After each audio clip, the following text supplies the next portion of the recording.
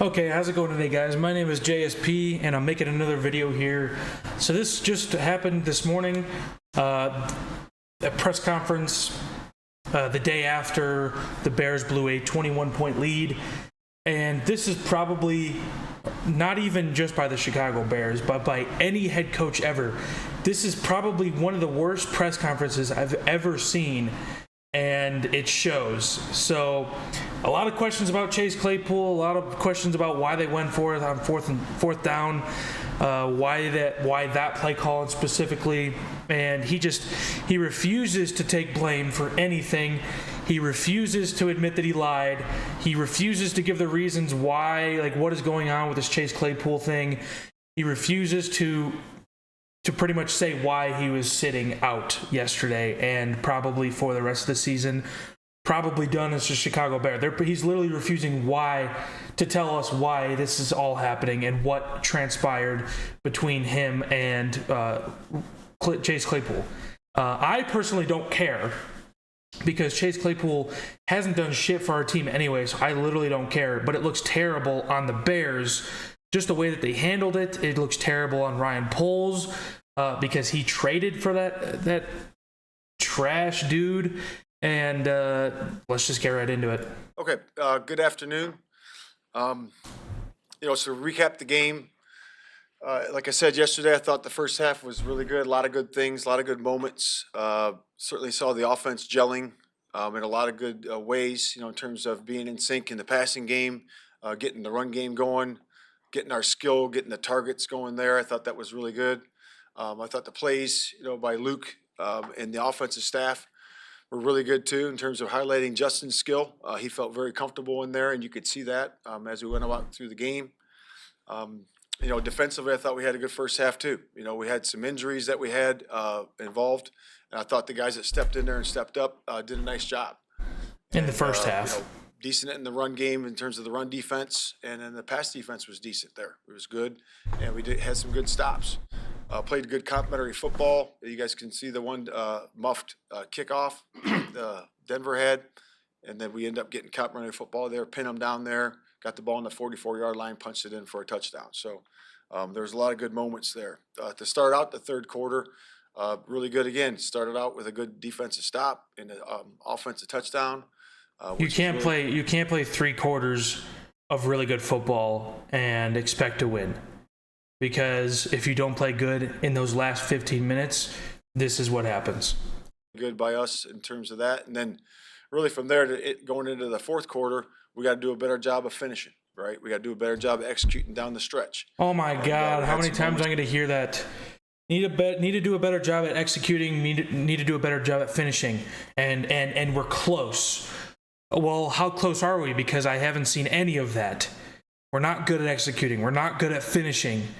We're not good at this hits principle stuff. This second grade. This is what you teach in second grade. There, we had a couple of series on defense that we needed to execute better during that time, and then obviously protecting the ball at the very end there is very important as you finish games. To go along with the topic of when we decided to go for 4th and 1 down there. Again, that's a decision that we made. It was a little bit less than a yard there. And again, we tried to freeze them to start, to get them to jump.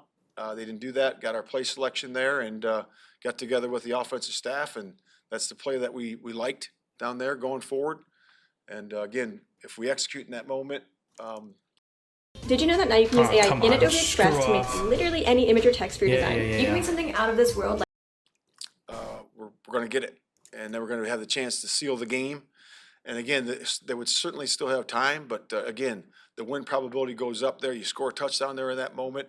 You're taking timeouts and time away from their offense, and we feel good about that too. But again, we were just trying to seal the game right there and do a good job of capturing the game at that moment. We like where we were running the ball at that time as an offense. Certainly that drive as well, being able to punch it in there for a yard. So that's where it is with the Denver. Where Denver is. Then to correct the record for Chase Claypool, we did tell him, not to be here for the weekend, including the game. We told him he'd be inactive I'm only on drinking out of this Saturday. because I went to a Broncos game one time. We informed him that he's not going to be here this week for the game as well. And we just feel that's best for the team at this time. So, and it probably was. Honestly, I don't know what it was, but the team played better without Chase Claypool. They played better. They didn't look like an incompetent offense. They played better without Claypool there, which sounds weird. And it could just be because the Broncos suck, but yeah. And then right around here is when he starts to get grilled. He starts to stutter. He starts to not want to answer questions. Like, he looks so uncomfortable up there. This is when it starts. And again, Ryan and I have informed him of that, and that's where it is. So we just feel that's the best for the team right now. So that's Chase. And then moving on to Washington. Washington is, obviously it's a fast week for us.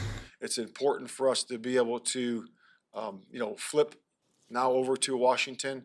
We'll have our team meeting here in a little bit, and really the message is that we have to build off the positives that we did in this game as a football team by playing complementary football for 3 quarters and really doing a great job of working together, offense, defense, and kicking to be able to get that lead. And then we have to do a great job of finishing and focusing on our execution down the stretch. And that'll be my message to him. I will also talk to him about, and show him the clips, the good clips and the clips we need to improve. And then we'll move right on to the Washington game and to make sure we're squared away with that. We'll have another meeting, and then we'll have a walkthrough today, which will be about 35, 40 minutes of a walkthrough. We have a bunch of meeting time because we want guys to stay off their feet. And then moving into tomorrow, again, another lengthy meetings for the Washington game. We'll have 2 walkthroughs scheduled for tomorrow, and then leading up into the Wednesday, we'll have a helmets practice, which will be our gold zone, red zone day, which will be right there. Injury updates that I have for you. I really don't have any injury updates. Everything looks, not being. Why keep him away from actions, and we'll decide that as we go. You trade or here's the part. Sorry. He pretty much said Tevin Jenkins is coming back from injury reserve, and he should be back with the team next week or by Thursday. So that's really all it was. I guess we could have skipped that, but here is the part when he actually starts to get grilled.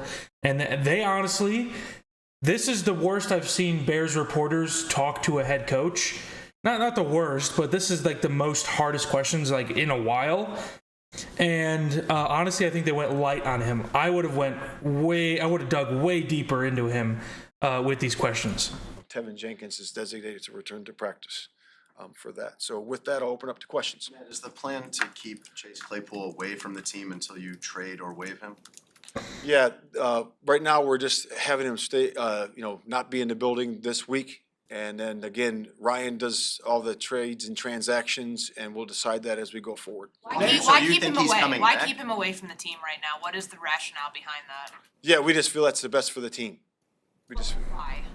Yeah, it's just like we said, for in the building, we feel that's best for the team. And really it comes down to this, when you're evaluating players, right, in meetings, in practice, right, and, in walkthroughs, all those things, it's important that you evaluate the entire body of work, right? And we just feel that right now Chase is going to be out of the building. It's best for our football team. There's almost no scenario where a team would do this unless that player was done with that team.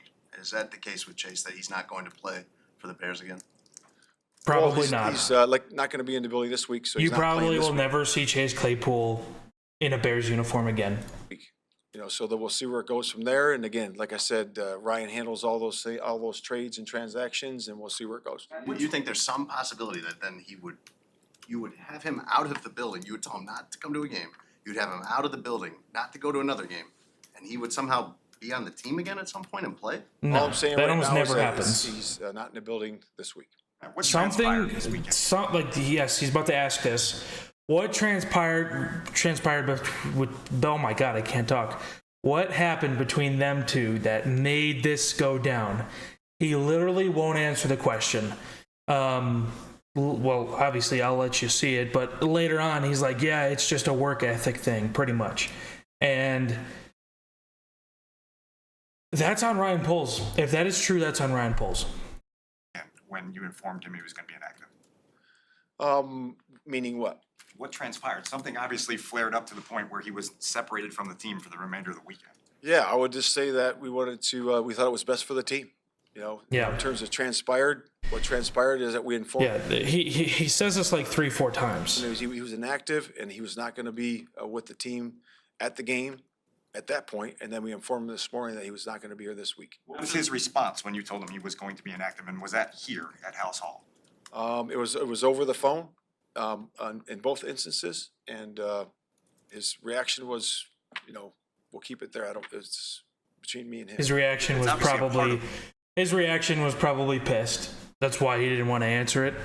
It was probably something, he probably can't repeat on live TV.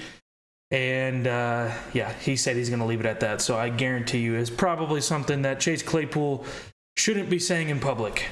Of this, obviously, it seems to be triggering your decision to separate him from the team. Why not provide more clarity on what his reaction was to explain why there's this sudden divorce and separation? Because it's a conversation between us, me, him, and Ryan. So You should be able to give the factors for why you made the decision, though. Why did it get to this point with Chase? yeah, I would just say that what we think is best for the team and how we operate. What we think is best for the team. He kind of sounds like Joe Biden up there, man, just repeating himself, doesn't even know what he's saying, doesn't want to answer reporters' questions. Like he's stuttering, he's saying the same shit over and over again. Like he literally sounds like our president, unfortunately. And it's just, obviously we got to get him out of there, and we also have to get Matt Eberflus out of here. Like it's the same shit. Like it's the same shit with our country / our football team. Like it's literally, he reminds me so much of Joe Biden with this press conference. Like it's ridiculous. Here is a football team, with the Chicago Bears. When I came here day one, right, I talked about, being on time, being respectful and working hard. And that to me is important for every individual, if it's a staff member, a player, or a coach.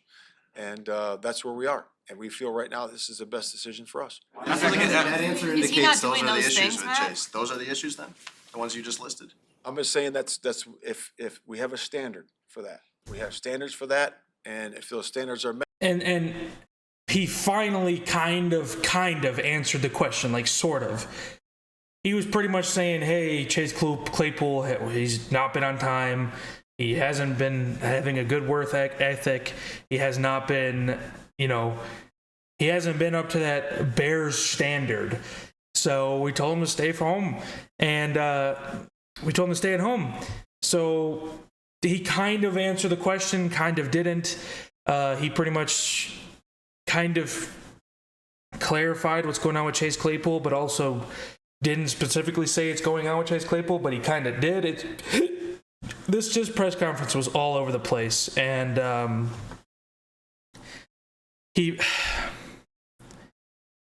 don't know. He pretty much just told him, and then he walked it back. Like it's bad. And then he also doesn't want to clarify that the things he listed off actually wanted to. I don't even know. This press conference was just a shit show. Met and everything's good. If it's not, then it's not. What did you think about? And if that is true, that looks horrible on Ryan Poles and Matt Eberflus, because yes, this was a Ryan Poles decision, but I guarantee you he doesn't make this decision alone. He asks the head coach. He asks Luke Getsy. He asks probably Kevin Warren, is this a good idea? They trade for him for technically a first-round pick, and they're trying to build this hits philosophy. This, you have to be 100% at all times. You have to be on time. You have to play at 100%. All of this stuff. And Chase Claypool has been the complete opposite of that. So Saying in his locker room I don't know. that he doesn't think that he's being used optimally, that he's not being used correctly. And that's probably Well, I would true. just I say understand that, Chase Claypool's. Oh my God, I can't talk today. I understand Chase Claypool's frustration. We haven't really been using him. We've been using him to block, and obviously he doesn't want to block. Like he has no interest in blocking. So when you have no interest in doing something, you're not going to give 100%. But also at the same time, you're a wide receiver. You are built like a fucking linebacker. You need to be able to block, okay? That is how this works. You need to block. You are built like a tight end. And if you block like that, you should not be able to get the ball. Like, you don't even deserve to get the ball. So, one, I understand where Chase Claypool's coming from, but I also understand where the coaching staff is coming from when he's showing no effort at all.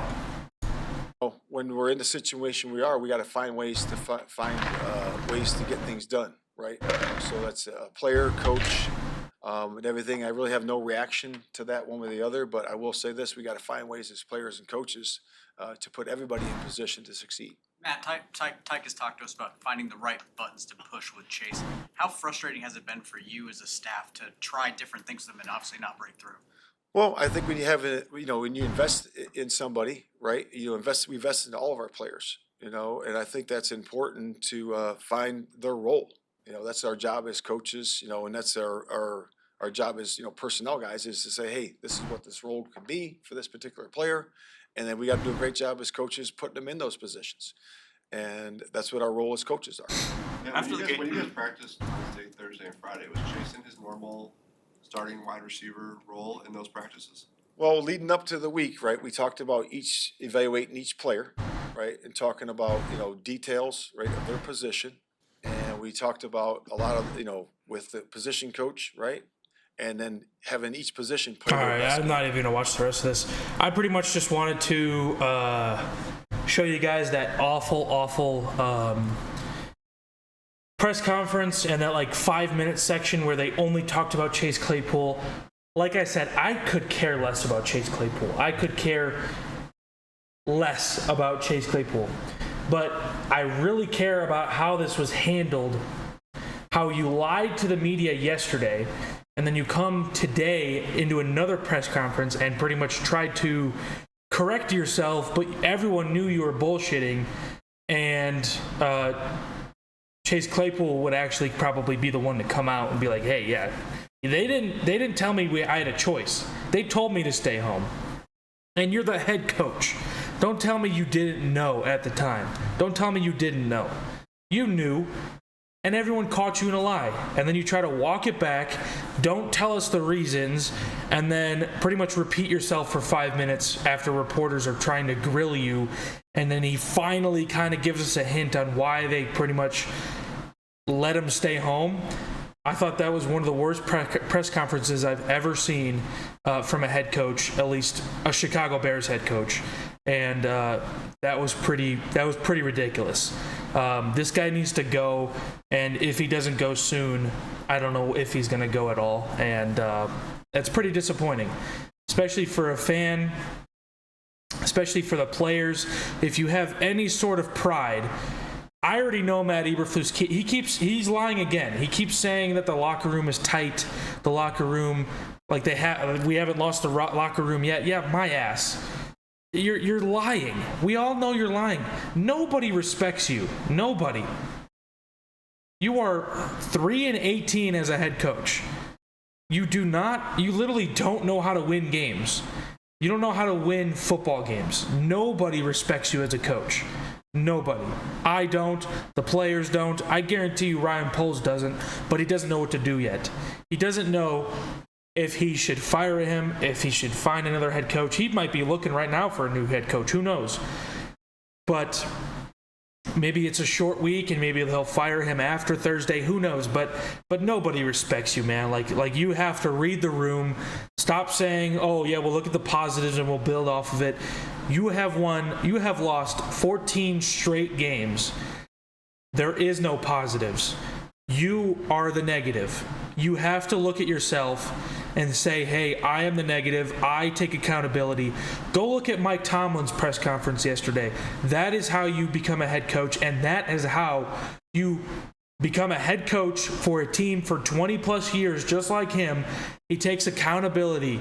He doesn't blame people, but he knows that changes need to be made, especially at offensive coordinator, defensive coordinator, quarterback. If something's not working, you don't blame everyone else, okay, unless they actually deserve the blame. Mike Tomlin knows that he's a good coach, okay? He hasn't had a losing record. So when something's not working, you know changes need to be made. You don't just pass it to your players. Oh yeah, we got to be better. We got to execute better. My play calls are good, but we just got to execute better. You're actually a pussy for saying that type of stuff. You actually are a pussy for saying that type of shit. Like, that's ridiculous. Take some fucking blame, man up, and say, hey, I'm the problem. I have to be better. Not this execution bullshit you keep saying every single week. Not this, oh yeah, we're doing great, but we just have to execute better. That sounds like coaching to me. Not being able to execute in the right moments, at the right times, with the right play calls, sounds like a you issue, not a player issue. Yes, we don't have the most talent on this team. Not even close. Not even close. But you are a defensive-minded head coach, and you are like almost last in the league in almost every category. You are breaking records for being one of the worst defensive-minded head coach in history. I don't even know what else to say. Matt Eberflus has lost respect of everybody. Everybody. Justin Fields, all the players, the locker room, the reporters, the fans. I don't know what else to say. And if Kevin Warren and George McCaskey can't fire him because we don't fire people mid-season, then you guys should leave too. Like, it's ridiculous that it hasn't happened already. It really is. So anyway, let me know what you guys think in the comment section below. I'll see you guys in the next one. Have a good day.